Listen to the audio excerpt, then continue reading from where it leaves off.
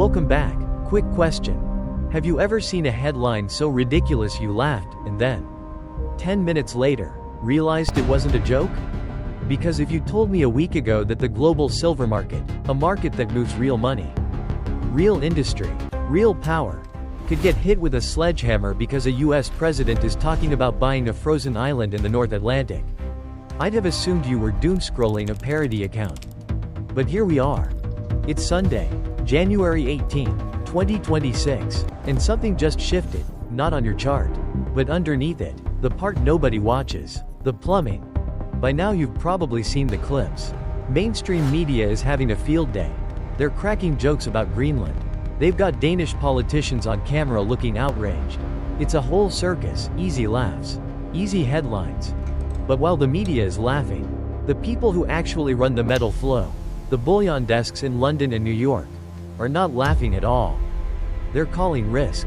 They're freezing moves. They're doing that quiet, urgent thing institutions do right before the public understands what's happening.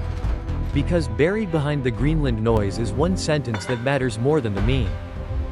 A new US tariff package. A 10% tariff on imports from 8 European nations, including the United Kingdom, starting February 1st, and if there's no deal, it jumps to 25% on June 1st. To most people, that sounds like politics, another trade spat, another headline to forget. To a risk manager at a major bank, it's a flashing red warning light, because tariffs don't just change prices. They change whether silver can move at all. Let me show you why. Sunday night, screens are quiet, and then a headline drops that sounds like a meme. Greenland, seriously, back in the political crosshairs. The kind of story cable news chews up for laughs. Late night jokes, and easy clicks. Most people will scroll past it and move on. That's the trap. Because while everyone's laughing at the absurd headline, the real payload is buried in the fine print, new US tariffs. Not a rumor, not a Twitter panic, a policy line with teeth, a 10% tariff on imports from multiple European nations, including the UK, and it lands like a black swan the market never priced in. Not because traders can't read, because most models don't recognize what this actually hits. It doesn't hit sentiment first. It hits plumbing. Silver isn't just a chart. It's a physical network of vaults, refineries, insurers, shippers, and settlement desks that quietly keep one global price looking clean. And that whole system depends on one assumption. Metal can move where it's needed without punishment. A 10% tariff is a punishment. It's a toll booth on the artery. So here's the question you should be asking. If one sentence can make cross-Atlantic metal movement suddenly uneconomic, what happens to the spot price you think you're watching? Because the moment that pipe slows down, prices don't just move. They split by location, by availability, by who can actually deliver. And the timing couldn't be worse. So if tariffs are the toll booth, what exactly is the highway they're about to choke? Here's the part most people never see.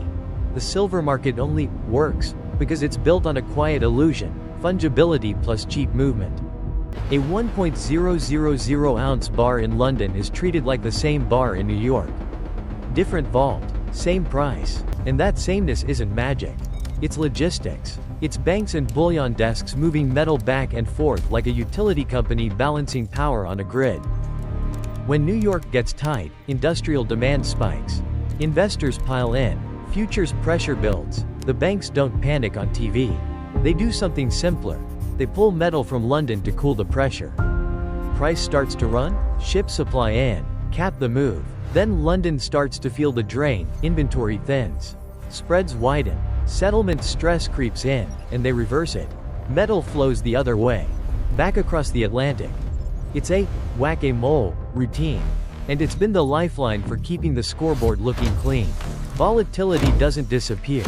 It gets managed by shifting physical supply to whichever hub is screaming the loudest. Now connect the dots. If the system depends on that constant pipeline, what happens the moment moving metal stops being cheap? That last question is where the whole story flips, from interesting to dangerous. Because a tariff isn't just a headline. It's a hard wall that turns the Atlantic pipeline into a losing trade overnight. Banks don't move silver for fun. They do it on razor-thin margins, where a few basis points can decide whether the desk looks brilliant or gets shut down. Now imagine shipping metal out of the US to relieve pressure in London, and realizing that if you ever need it back, you're staring at a 10% penalty at the border. 10% is not a fee. It's a guillotine. This is why the script calls the US border a one-way valve. Metal can still come in, but once it leaves to a tariff jurisdiction, it becomes expensive to return. And that single change rewires behavior instantly, not in public, but in the risk room. Because the real question for a bullion bank is never, can we ship it? It's, can we unwind it? Risk managers live on unwind logic. If you can't reverse a move without bleeding capital, you don't make the move. So the reaction isn't a dramatic announcement. It's quieter and more decisive. Exports get paused. Transfers get delayed. Temporary becomes policy. Not because ships stop sailing, but because the math stops working. And here's the twist: when the banks stop playing traffic controller, the market doesn't stay balanced. It starts to separate, hub by hub, vault by vault, until the price you see on a screen is no longer the price that matters. Once that valve locks, the next move isn't price discovery. It's triage. Because the banks don't get to save everyone, they're forced into a brutal choice: protect New York or save London, pick one. And when you understand where the real exposure lives, the outcome is almost pre-written. The biggest players are married to the US system, US clients, US regulators, US collateral, US funding lines. So when stress hits, they don't spread resources evenly. They circle the wagons around New York. That's the part most people miss. London can be the historic hub, the brand name benchmark, the old world price anchor, and still be the one left holding the bag. Because while New York gets protected, demand in Asia doesn't politely pause. It keeps pulling metal east, quietly, steadily, like gravity. So London gets squeezed from both sides. Less incoming relief from the US, and ongoing outflow toward Asia. Now watch what that creates. Not volatility, bifurcation, a split market. The same metal, silver, starts trading at meaningfully different prices depending on where it sits. Because the simple trade that normally snaps prices back together, arbitrage, gets jammed. When you can't cheaply move bars across the Atlantic, one global price becomes a slogan, not a fact. And that's when the spot quote on your screen becomes a question mark. Because in a bifurcated market, the real price isn't the neat number from a centralized paper venue.